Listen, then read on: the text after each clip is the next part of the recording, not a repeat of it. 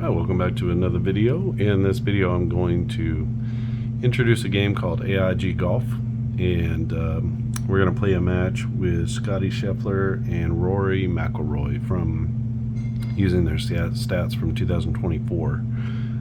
So let's go through the game real quick. Very simple game. A D100 roll is all we need. So I have my tens placed and my ones placed. We have our 4 golfers here, so I've only rated 4 golfers so far, and these are actually the older ratings, but we'll go ahead and use it where it's on a -4 to +4 scale now.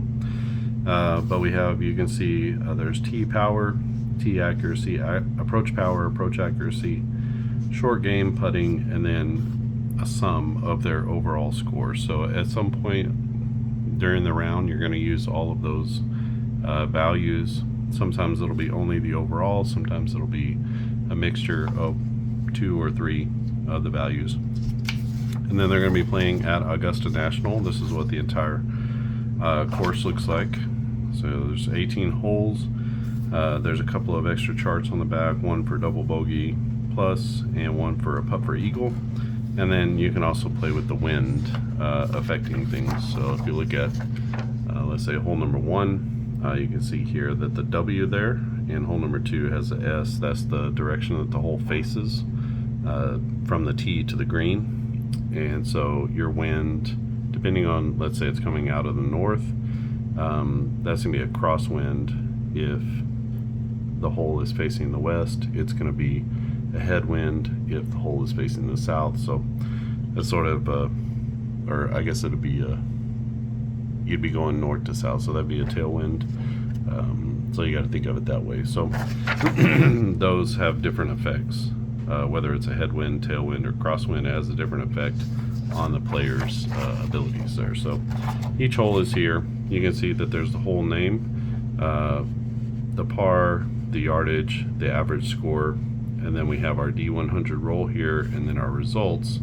And then on the bottom we have our key player traits, which you can see each hole has key player traits that it focuses on.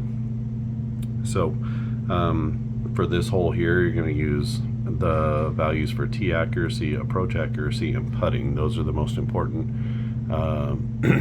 things about the golfer's game on this particular hole. Sometimes it's power. You have this 575 yard par 5, and that's tee power, and approach power is really important. So basically it's off the tee with your woods, and then your approach with your irons, so you can think about that, and then putting. So we're going to use that, and then we're going to play out 18 holes here. So it doesn't take super long. This is mostly just to figure out the score game, but it does take into account each individual player's stats. So we'll give Scottie Scheffler the honors on hole number 1.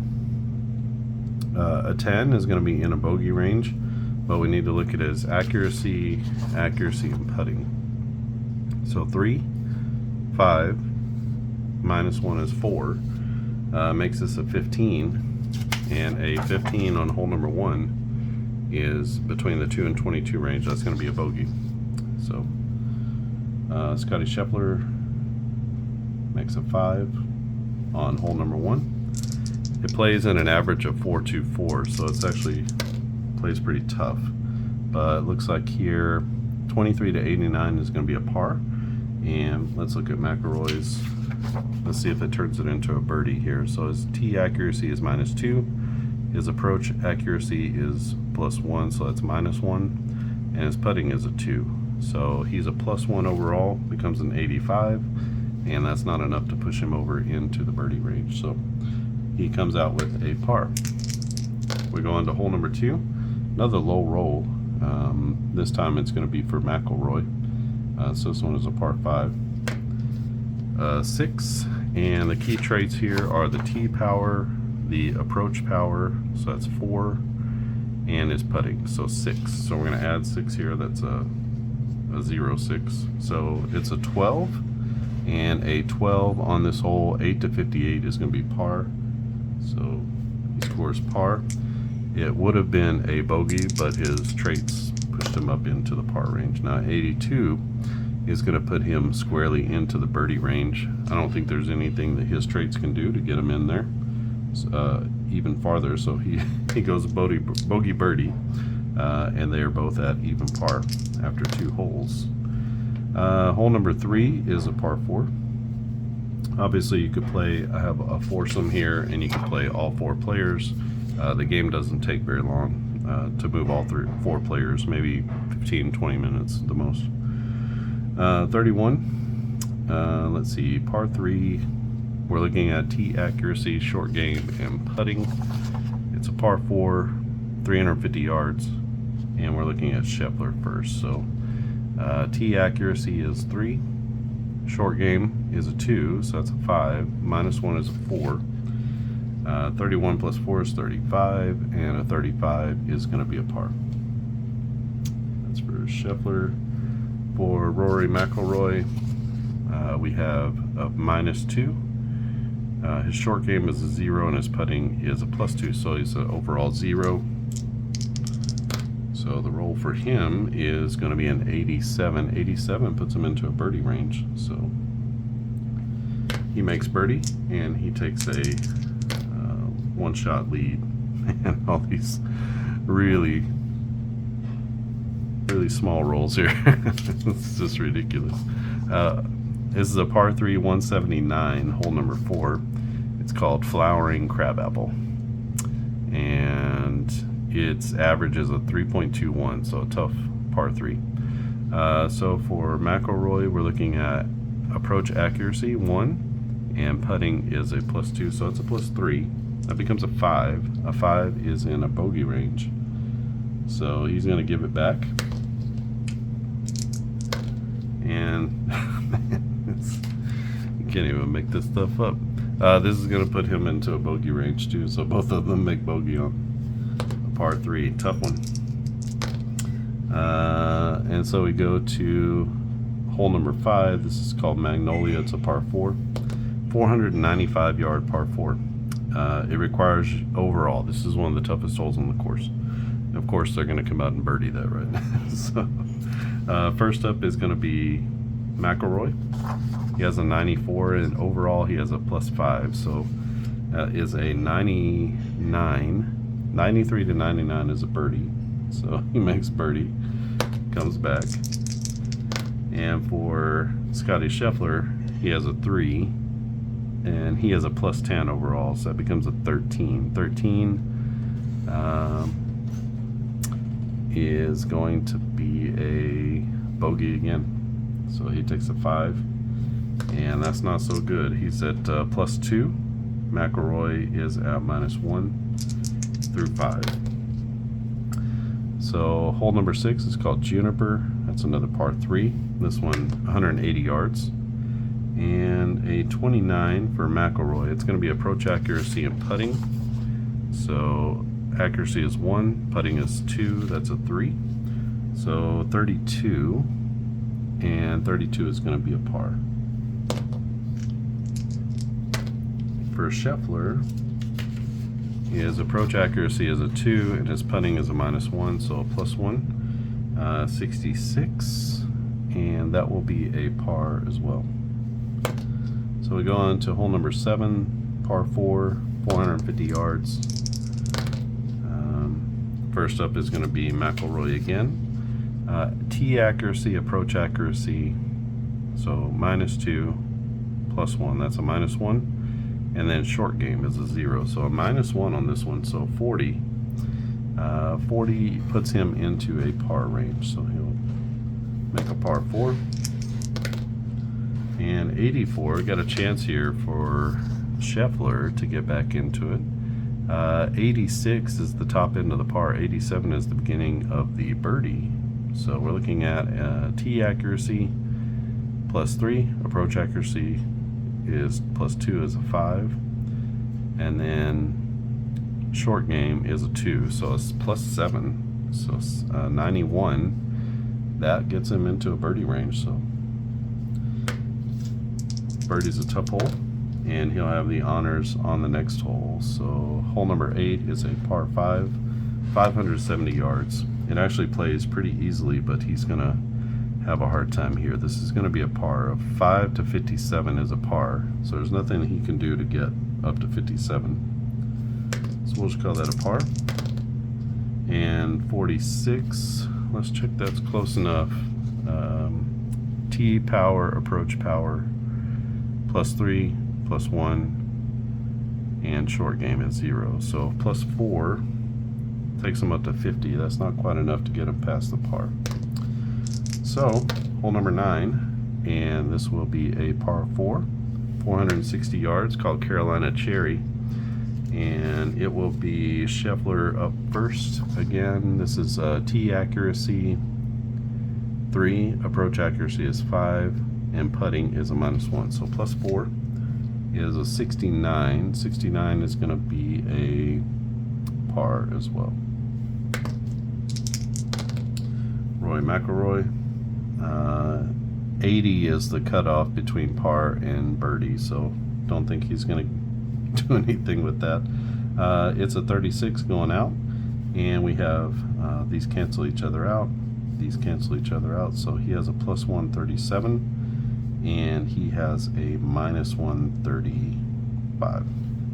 So a 2-stroke lead going out for for Rory McIlroy, and it'll be Scheffler taking the honors on the 10th hole, par 4, 495 yards, called Camellia. Plays at a 4.30, so tougher hole here. 95 for Scheffler. Scheffler tee power, tee accuracy 1, 4, and approach accuracy 6. So 95 +6 takes him up to 100. Now when we look at it here, a 100, you can see here that it's got a little asterisk there on the eagle for 100. And what that means is we need to putt to see if we get an eagle, and it's a 1 to 20, 21 to 90 for a birdie, and then a 3 putt would be a par for 91 to 100. So we have an 84. 84 is going to be a birdie, so he misses the eagle putt, but he does make birdie, and that'll be McIlroy?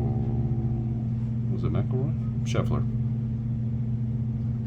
So Scheffler starts the back 9 with a birdie, and we have the number 10 is tee power, tee accuracy, so +1, and approach accuracy +2.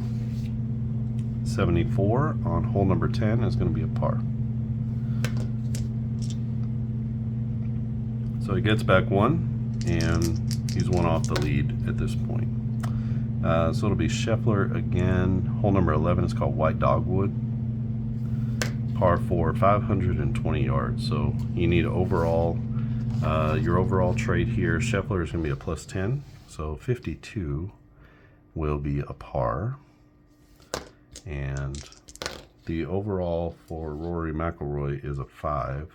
93 + 5 is 98. And on this hole, 96 to 99 is a birdie. That's how tough it is. There's only 3%, 4% chance of making birdie or eagle, and so he nails it. And probably with a really good putt, he comes out with a birdie, and he moves to 2 under, and it'll be even par. So it's got a 2-shot lead over Scheffler. Hole number 12 is called Golden Bell. That's a par 3. 3.27 is the scoring average on this one. So we have up first Rory McIlroy. It'll be approach accuracy and putting 1 and 3, and so that's going to be a 3 + 7, or 14 is 17. That's going to be a bogey. So he takes a bogey 4. And next up is going to be Scottie Scheffler. All right, and Scottie Scheffler on hole number 12. We're looking at approach accuracy +2, and his putting is a -1, so he's a +1. So a 51 on this hole is going to be a par 3. All right, and so now we flip over and we have the rest of the holes here on the back side. Hole number 13 is called Azalea. Famous par 5, 545 yards. It's it's a scoring hole. It averages only 4.77. So we're looking at tee power, tee accuracy, that's 4, and approach accuracy is 6. So +6, this is should be a good scoring hole for Scottie Scheffler. 85 becomes 91, and 91 is going to be a birdie. So he does in fact birdie the hole and makes another move on McIlroy. For McIlroy, it is 3 minus 2 is +1, and approach accuracy is 1, so +2. And he's going to have to roll pretty high, and I don't think he's going to get there. 48 is going to be a par, so he misses an opportunity there, and Scheffler takes advantage. Scheffler on the back side of this course typically shoots pretty low. So the next is a par 4. It's called Chinese Fur. Par 4, 14th, 440 yards, and it'll be tee power, tee accuracy, approach accuracy. So the same thing, 4, 6 for Scottie Scheffler. That becomes 58. 58 is going to be a par, and that's going to be a +2. Becomes a 90, so that's a good opportunity there, as McIlroy with the birdie. Par 5, 15th is called Firethorn. That's 557 yards. This one also a pretty good scoring opportunity. 19 to 72 is par. 73 to 98 is birdie. So we'll see. It's tee power, tee accuracy, approach accuracy. So the same thing. +2 for McIlroy. 28. 28 is going to be a par, as he takes home a 5. And for Scheffler, that's going to be a +6. 77 becomes 83. So +6. That becomes 83. And 83 on this hole is a birdie. So you can see -3 on the back, only a -1 for McIlroy. But Scheffler, whatever is his game, really sets up for the backside at Augusta. We have a par 3 on the 16th. This is Redbud, 170 yards. 78 for Scheffler. It's tee accuracy and putting. +3, -1 is a +2. So 80. And 80 almost gets him into birdie range, but it's going to be a par. And it'll be tee accuracy -2. And so no adjustment there for Rory McIlroy. And he is going to par as well. So the 17th, this is Nandina. Par 4, 440 yards. Requires tee power, tee accuracy, and approach accuracy. So this is going to be Scheffler again with the honors. We get a 53. Tee power, tee accuracy 4 + 2 is 6. I'm just going to leave that there. So it's going to be 6, and that becomes a 59. 59 is going to be a par 4. And we have a 49. Tee power, tee accuracy, and approach. So that's a +2. So 51 is also going to be a par on that hole. We go into the 18th, and let's just sort of, this is called Holly, par 4, famous 18th, the finishing hole at Augusta National. Par 4, 465 yards. Plays a little bit over 4. 4.23 is the scoring average. And it's going to take quite a bit. A 91 to a 99 to birdie this hole. A 5 to 29 is going to be a bogey, so it's not the easiest hole in the world. It requires the overall, so that's going to be easy. And it will be Scheffler with the honors. He was at +1 going out. He's now at -2. So +1 -3 is a -2. He was at -1, and now he's at -2. So they're tied up going into the final hole. And so let's see what happens here. At Scheffler first, he's a plus 10 overall. Oh, he needs it. That's a 19, and he is going to take a bogey 5. Oh, he collapses on the final hole. McIlroy just needs a par. He is a plus 5 overall. A 65 becomes a 70, and he does just that, and he will take this round. So you come out at a plus 2, or a minus 2 plus 1 is a minus 1, so this is back in at 36. So he shoots a 35, perfectly even par, 72. And we have these cancel each other out, so we have a minus 1 on the back. He also shoots 35, that's a 70, and he shoots a minus 2, and he shoots even. So that's where we stand with this, and that will be the round. So if you're playing match play, that's how you could do that. There's a sudden death, sort of same format that you would use at Augusta National for sudden death, and those are clearly laid out in the guidebook as well. So you'll get this scorecard. You can see here I played all 4 players, but they dominated the course before. So Scheffler with a minus 5, you can see how he did on the back, and his game just sets up for that. We had a hole-in-one here on a par 3. We had an eagle. So Scheffler, I think is how you say it. He had an eagle on the par 3 12th, and then a couple of other eagles here. So it is possible to hit eagle on some of these holes, especially well, this one was a par 4, so they were hitting in their second shot, which was crazy. And here was a par 5, so a couple shots and a putt for eagle, and then no eagles here on this scorecard. So played a little bit tougher for Scheffler and McIlroy this time around. Again, you can play with the wind.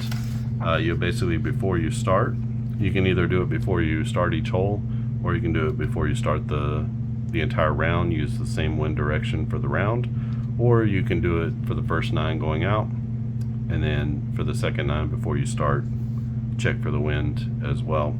But basically, you just roll your D100. You see where the wind is coming out of, and then you can tell by each hole it has the wind direction, or the direction the hole is pointing, and then we have our wind direction. So if the hole is pointing to the north and the wind is coming out of the north, that's a headwind. If it's pointing to the east and the wind is coming out of the north, then that's going to be a crosswind. So it has a little bit of effect on tee accuracy and approach accuracy. So pretty easy to integrate wind into this, and I'll be putting this out. If you're interested in playing it, just send me an email to clarkandaddisongaming@gmail.com. I'll put that down in the description as well, and you can send me an email, just say that you're interested to play the golf game. Right now I just have Augusta National, but I think it's pretty easy to make a course.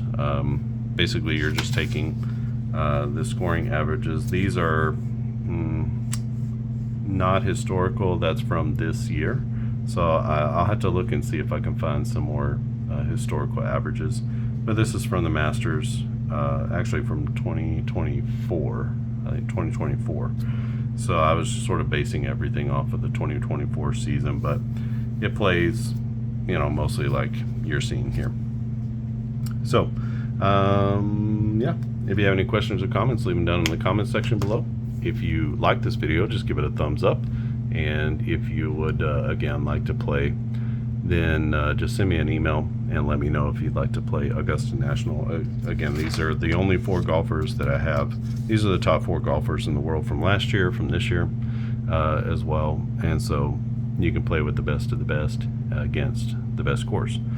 So that will be easy to play, and again, the updated ones will be on a +4 to -4 scale. So some of these +3s will be +4, and so there's a little bit more interaction between the player and the scoring, so which does actually help things a little bit.